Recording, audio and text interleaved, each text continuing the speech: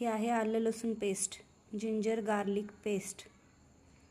हे मी डीमार्टमधून आणली होती.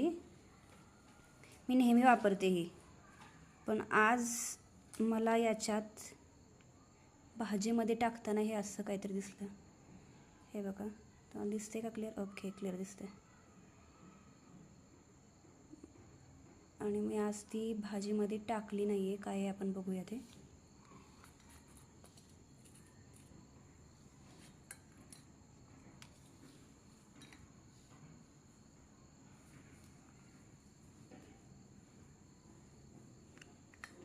हे बघा,